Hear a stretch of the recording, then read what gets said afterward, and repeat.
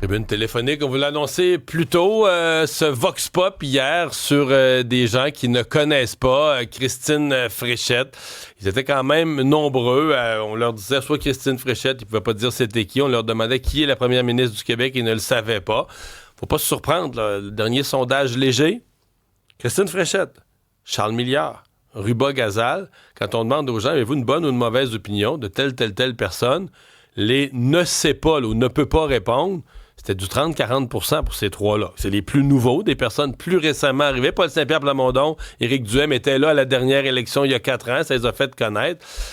Est-ce dramatique? Est-ce normal? Est-ce que ça vous inquiète pour la démocratie? Est-ce qu'il y a une partie de la population qui vit en parallèle et ne consomme aucune émission d'information? Comment on les rejoint? Vous avez été nombreux déjà à nous écrire sur le sujet. Oui, ben les réactions, en fait, il y en a qui sont un peu, on va dire, troublées par ça. Là. C'est ce qui ressort le plus de la messagerie. Il y en a qui disent que c'est les jeunes de 18 à 24 ans qui ne s'informent tout simplement plus sur la radio, la télé. Je sais que tu en avais pris part un peu plus tôt de ce commentaire-là. Ouais, mais ça, mais c'est un des souvent. commentaires. Mais effectivement, la question, c'est, à mon avis, la source d'information n'est pas si importante. C'est juste que, si tu vas en ligne, là, si tu vas sur le site web d'un média, tu vas quand même avoir Christine Fréchette comme première ministre du Québec. Mais est-ce que c'est des gens qui sont juste démobilisés, point barre, peu importe? Tu sais, que la politique ne les intéresse plus. Je pense qu'il y a peut-être deux catégories. Il y a des gens qui sont démobilisés par la politique. Ouais. Je pense quand même, malheureusement, qu'il y a des gens dont le niveau d'information est dramatiquement bas. Là. Donc, ils ne sont pas plus au courant sur l'économie, ils ne sont pas au courant à peu près pas sur grand-chose. Ils ne consomment pas dans une journée. Ils ne consomment pas aucune forme d'information. Donc, excusez-moi le mot, mais ils sont des ignares, là, des ignorants, là, tu sais, avec... ils font... ça veut dire quoi? Ça veut dire que tu fais confiance aux autres pour décider pour toi. Souvent, ils votent pas. Fait que tu laisses les autres décider de ce qui va t'arriver. Il y a Kevin qui est en ligne. Bonjour, Kevin.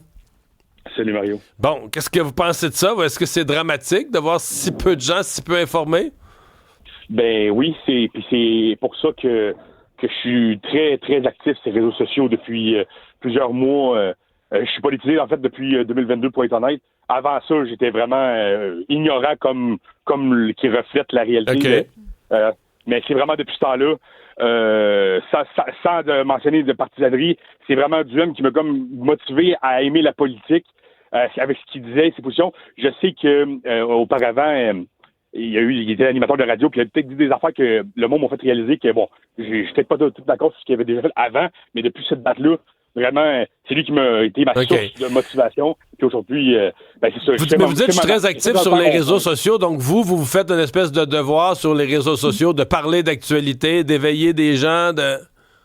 Oui. Puis surtout, une chance que Cube est là dans la sphère médiatique, parce que ça aussi, c'est le point négatif que je trouve ça dommage. Les médias, c'est pas... vous le savez, vous en avez parlé vous aussi avec les autres. C'est pas très neutre, c'est pas... Il y a du cynisme. On se fait monter des affaires, puis ça nous intéresse même pas. C'est comme, vous parlez juste d'un côté, mais il n'y a jamais un débat égaux comme on peut voir en Europe. Comme que j'aime voir avec Mathieu Bock-Côté, exemple. Tu sais, donc vous avez l'impression des fois que les médias sont en partie responsables de pourquoi une partie des gens se désintéressent. Il faut que j'accélère parce que je sais que notre prochaine invité a une contrainte d'horaire. Merci Kevin. Oui, Isabelle. Il y a quelqu'un qui dit, mon garçon de 6 ans connaît le nom de la première ministre. J'ai même dû lui expliquer que c'était Fréchette et non pas Fléchette. C'est cute. Nouveau niveau d'information bas. Ne pas oublier que même dans nos jours, 50% des Québécois sont analphabètes fonctionnels. Est-ce que 50%, me semble, c'est une grosse statistique? Oui, bien, analphabète fonctionnel. Mais tu sais, je veux dire, je pense, moi, qu'on serait surpris. Il y a des gens, effectivement, qui ont ces capacités. Tu sais, mettons, parce qu'on dit analphabète fonctionnel, mettons, quelqu'un lire un contrat avec les termes compliqués, qui ne pourra pas tout saisir. Je pense qu'il y a des gens qui ont des faibles niveaux d'instruction puis qui sont quand même bien informés, là. Tu sais, ils vont peut-être moins lire, ils liront pas les articles compliqués des journaux, mais ils vont écouter des vulgarisateurs à la radio, à la télé, parce qu'ils veulent, tu sais, malgré qu'ils n'ont pas eu la chance d'aller à l'école, ils veulent savoir ce qui se passe. Puis, fait que, tu sais, c'est pas, je pense qu'il faut faire attention, à mon avis, sur ce lien-là. Pour moi, je veux dire, il y a tellement de sources d'informations. Si tu sais pas c'est qui la première ministre, parce que t'en consommes pas, t'en consommes aucune, là, tu t'intéresses pas à l'information. Il y a Hélène qui est en ligne. Bonjour Hélène.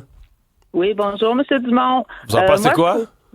J'en pense, je trouve ça désolant, gênant, mais surtout très, très inquiétant. Moi, je me dis, écoute, moi, je fais des sondages des fois auprès de mes collègues ou des amis. Très rares sont en mesure de me nommer 2 ministres qui sont en place depuis 8 ans. Ça n'a pas de bon sens, là. Puis je me dis, tu sais, sur quelle base, sur quelle information ces mêmes personnes-là influencent le résultat des élections? Tu sais, puis des questions importantes pour notre avenir, sur quelle base? Tu sais, il y a une dame âgée. Souvent, ils écoutent les autres, ils écoutent les gens autour. Beaucoup de gens... Non, mais les gens peu informés, c'est prouvé, ils sont influençables, là. Tu sais, ils vont faire confiance à quelques personnes dans leur entourage, puis à un moment donné, un va leur dire « Ah, ben là, regarde, lui, il est bon, tel politicien, il est bon. » Ils vont se fier à d'autres. Je sais pas ce que ça vaut. Oui, mais écoutez, à un moment donné, en 2021, lors de la dernière élection où Justin Trudeau s'est présenté, il y a une dame âgée qui me disait qu'elle dit, moi, je vais encore voter pour M. Trudeau. Puis là, je dis, OK, mais pour quel motif? Tu sais, c'est quoi qui vous motive? Ah, je le trouve beau. Aïe, aïe. Quelle bonne raison. Ouais. Il devrait y avoir un test. Moi, je dis qu'il devrait y avoir un test pour qu'on puisse, pour que les gens... tu passes un test, ça prend une certaine note de passage pour aller voter. Moi, je suis rendu là.